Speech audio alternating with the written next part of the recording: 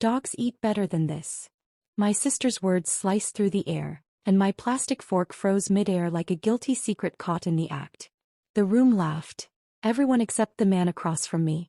His calculating stare told me one thing. He knew something the rest of them didn't. And what happened next flipped my family's entire world upside down. My sister's voice cut through the birthday chatter like a blade. Her eyes locked on my plate of reheated leftovers while she carved into ribeye so tender it melted at the touch of her knife. The dining room froze. Even the candles held their breath. 20 pairs of eyes swung toward me, some pitying, most amused as my hand clenched the flimsy plastic fork. It felt absurd, weightless, while everyone else's silverware chimed against bone china in delicate, musical cruelty. This was my mother's 60th birthday dinner, and I was eating scraps like an unwanted pet. But the distinguished man across from me, the one who'd been making mysterious phone calls all afternoon, wasn't laughing. His eyes were sharp, deliberate. And my buzzing phone was about to reveal something that would shatter everything they thought they knew. Hey everyone, I'm Morrison, and I'm sharing this story because sometimes the universe has perfect timing. Comment below where you're watching from. I love connecting with all of you who felt invisible in your own families. But if you think dinner was brutal, wait until you see how it all began. Let me take you back to where this started. Growing up as the middle child meant living in permanent shadow. Bryce, the golden child, Harvard MBA, corner office, designer, everything. Every family gathering was her personal TED Talk. Tyler, the coddled baby, 28 years old and mom still cut the crusts off his sandwiches. Me, the artistic one. Family code for disappointment. This year alone I'd submitted to 17 competitions. 14 rejections came swift and merciless, but 3 galleries had asked for more. One Manhattan curator had even dropped my name to William Whitmore himself, though I wouldn't know until much later how that casual mention had set a fuse burning beneath everything. The irony? While industry professionals were whispering about me, my family thought I was wasting oxygen. Still, I drove 4 hours on gas money I didn't have because Mom's 60th felt important. Her invitation was casual, dismissive even. Oh, and Alex, you should come too. If you can manage it. What I didn't know was that Mom had personally requested William Whitmore as a guest. She thought it would be cute, throw the struggling artist a networking bone. She had no idea she was arranging her own reckoning. I'd even splurged on Chanel perfume she'd once admired. 3 weeks of ramen dinners, hoping to finally see her face light up. Instead, when I stepped into their McMansion, the familiar chill hit. The foyer gleamed with quiet wealth. Subtle, surgical, designed to remind visitors exactly where they ranked. Oh, you made it, Mom said, her cream silk blouse probably worth more than my rent. Her tone carried mild surprise instead of warmth. We weren't sure you'd come. I handed her the carefully wrapped perfume. Happy 60th. She set it aside without a glance. How sweet. Bryce brought champagne from Sonoma. Remember our trip last year? The trip I wasn't invited on. 3 weeks of ramen for something she couldn't even bother to unwrap. Maybe I was the fool for still hoping. That's when I noticed him. Silver hair, understated tailoring, quiet confidence that needed no announcement. He wasn't mingling. He was observing, watching the family like a scientist studying lab rats. Something about his presence felt deliberate. What I didn't realize was just how deliberate. Earlier that afternoon, while I'd been driving rehearsing imaginary conversations, William had been making real ones. Calls to museum directors, gallery owners, critics. My name had come up 3 separate times. The universe apparently has a cruel sense of timing. Mr. Williams is connected to art organizations, Mom said dismissively. You two might chat. Art organizations. Mom's catch-all phrase for anything she couldn't monetize. He approached with the evening's first genuine smile. Your mother mentioned you're a painter. What kind of work do you create? Finally, someone asking about the work itself, not when I'd get a real job. But there was something else in his eyes. Recognition. Like he already knew the answer. Emotional landscapes, I said carefully. How relationships shape us. How families build invisible architectures we live inside of. I paused, suddenly self-conscious. Sorry, that sounds pretentious. Truth in art is never pretentious, he replied, his tone carrying something deeper, personal knowledge. It's essential. A chill prickled my skin. I've followed the Whitmore Foundation's work for years, I admitted. The way you discover emerging voices before the world sees them. It's changed how I think about art. Something flickered in his expression. Surprise, approval, calculation. You're familiar with the Whitmore Foundation? Every artist is, I said, not catching the significance in his wording. Their exhibitions are the stuff of dreams. Before I could press further, Mom's theatrical clap signaled dinner. But first, Bryce appeared, circling me like a designer shark smelling blood. Alex. Still in that adorable efficiency apartment. Her smile could cut glass. How consistent. Tyler swooped in with his own jab. Hey sis, how's the art world treating you? Before I could answer, he'd already turned away. The question rhetorical meant only for the sting. Across the room, Mr. Williams didn't laugh. He didn't even flinch. He just watched. Sharp, deliberate, as if making mental notes. What I didn't know then was that this man wasn't just observing. He was testing. The evening's real entertainment hadn't even started. Crystal glasses, bone china, flower arrangements costing more than my groceries. 22 guests around mahogany. Perfection. I'd been squeezed at the far end between Dad's golf buddies who'd forgotten I existed. Mr. Williams sat directly across, watching with calculating eyes. Leather notebook beside his plate. Casual, but I caught him making notes about me. What I couldn't see from my angle was what he was writing. Subject exhibits remarkable composure under systematic family abuse. Emotional resilience evident. Previous assessment of character confirmed. This wasn't casual dinner conversation. This was research. When servers brought water, he nodded to them. A signal. I didn't know it then, but William had specifically instructed the catering staff to serve me differently. He wanted to see how far the family's cruelty extended, and how I'd handle public humiliation. He was testing everyone at that table. Including me. Then came dinner. Everyone else. Prime rib falling apart with tenderness, herb-crusted salmon glistening under candlelight, perfect pink lamb. My plate. Reheated pot roast from yesterday, tired vegetables, stale roll.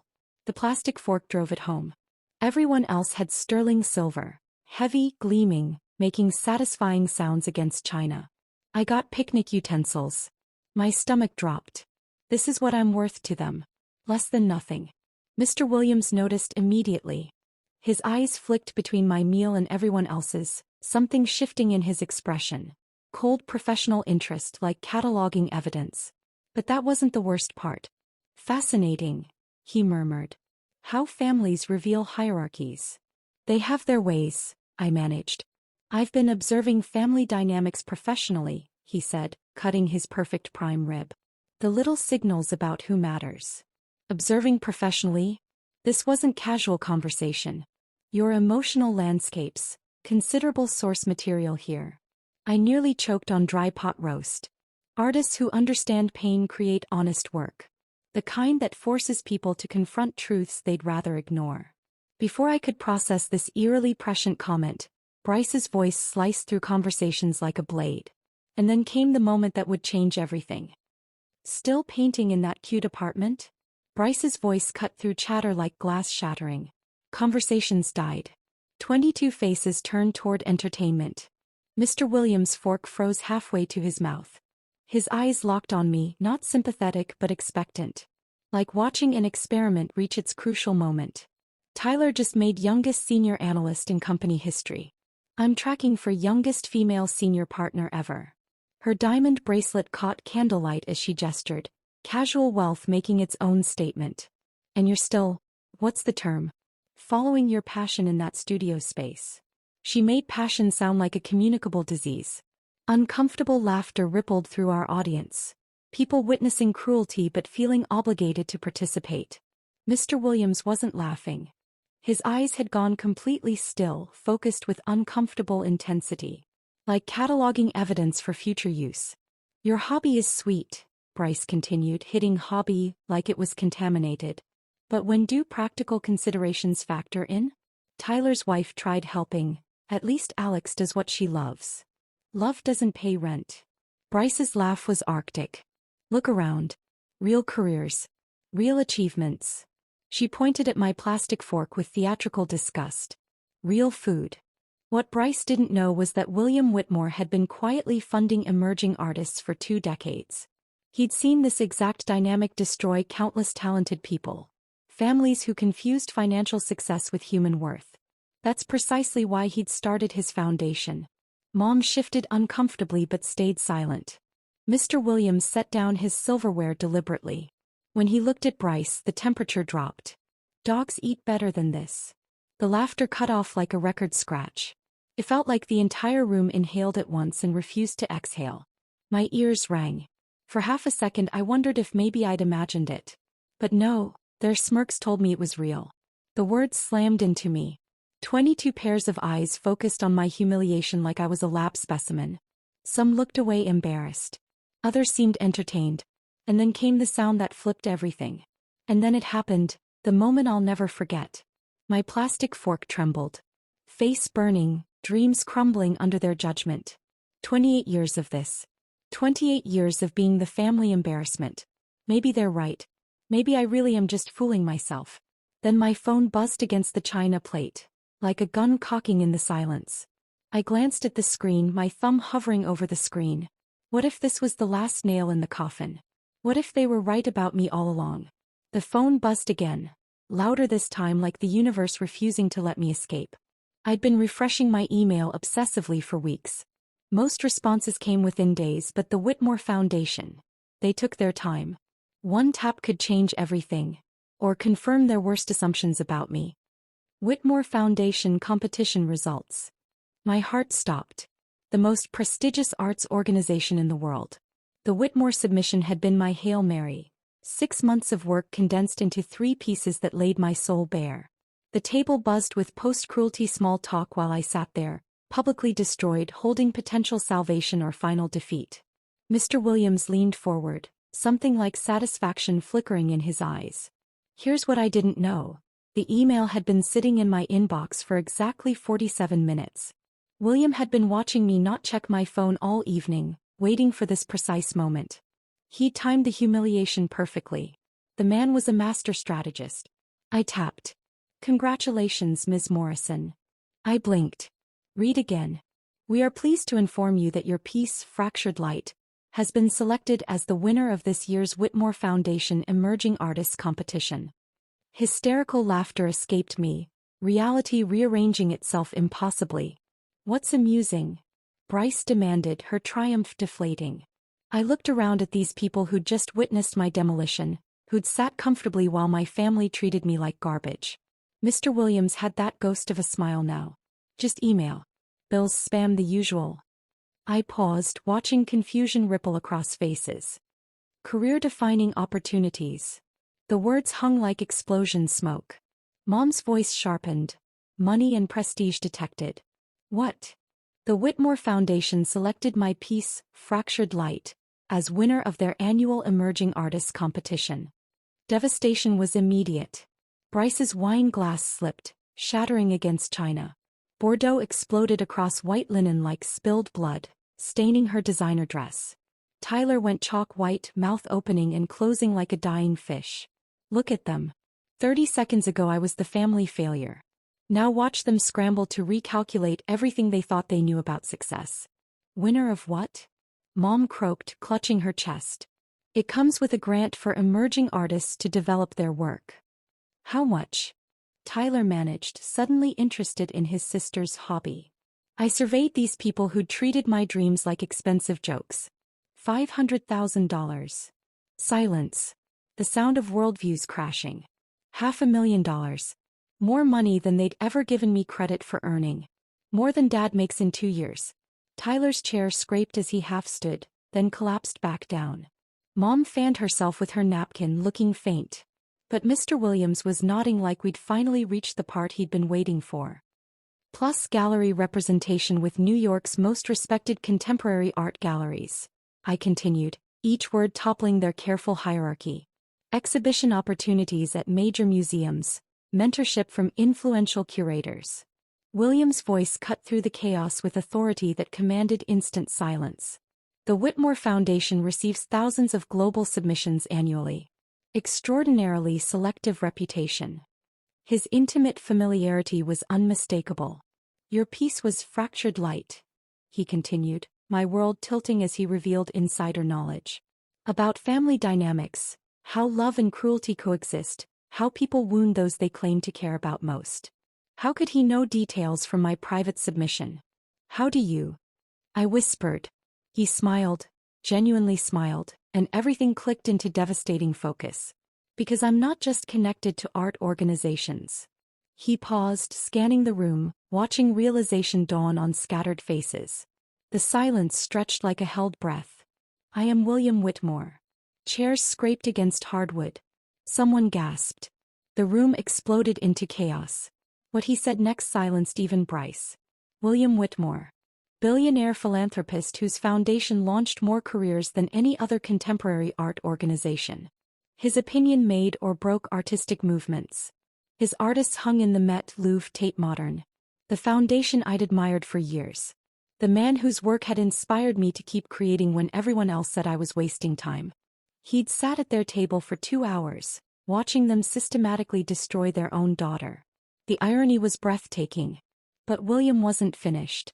He'd been planning this moment for weeks, ever since that Manhattan curator had mentioned my work.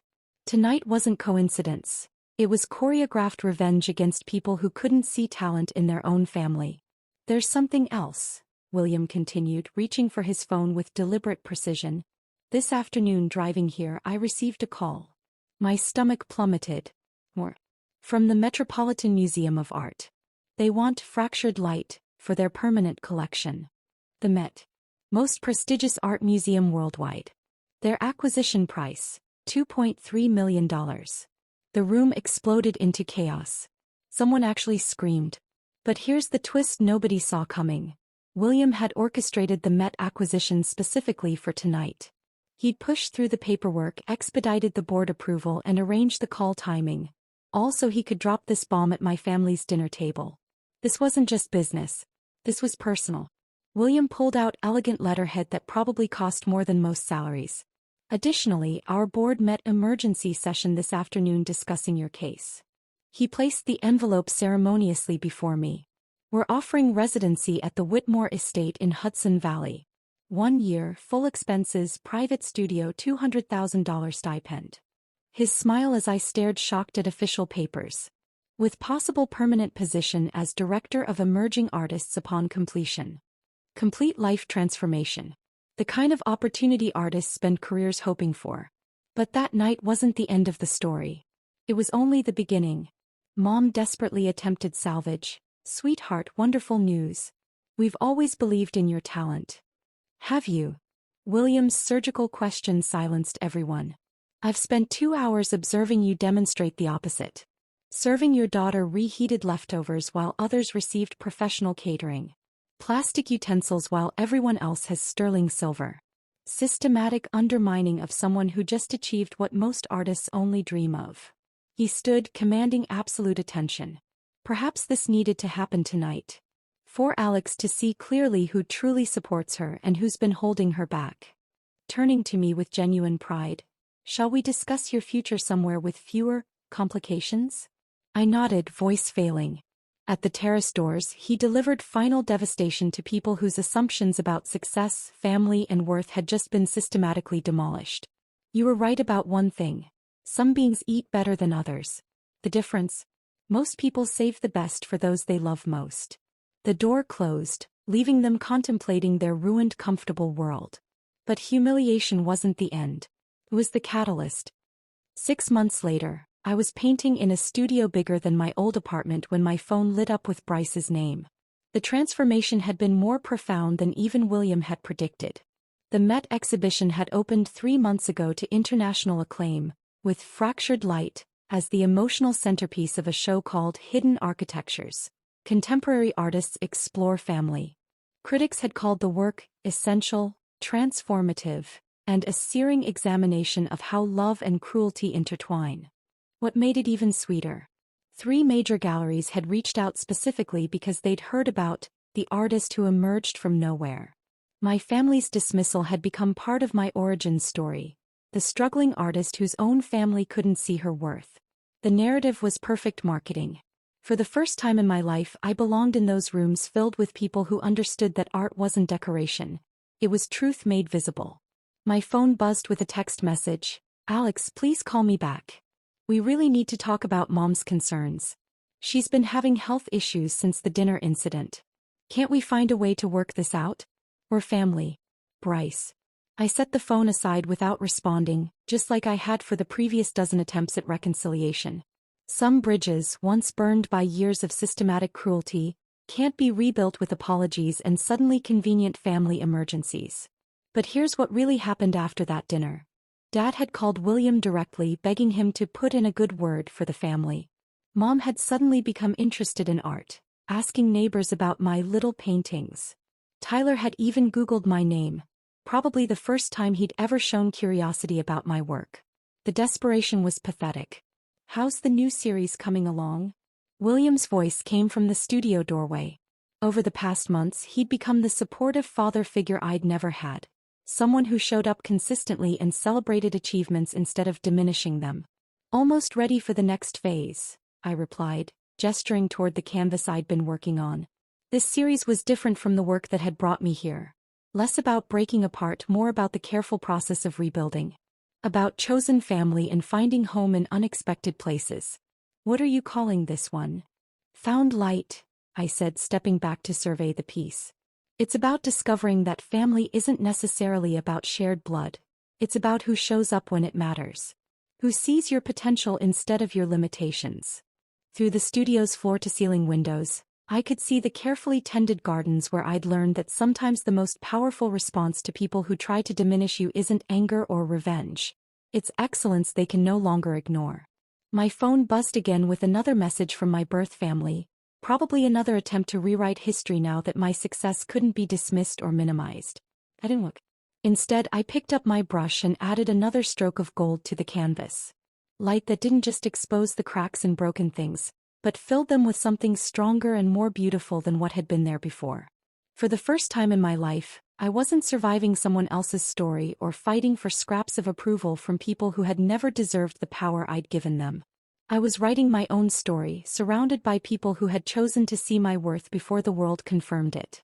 The family that had tried so hard to keep me small had unknowingly provided the raw material for the work that made me impossible to ignore. Their cruelty had become my strength. Their rejection the foundation for acceptance I'd never imagined possible. Sometimes the people who hurt you most are the ones who unknowingly make you unstoppable. If you've ever been underestimated, type, "I see the light," in the comments, because sometimes their cruelty is the very thing that makes you unstoppable. And hit follow, because the next story might just flip your world upside down too.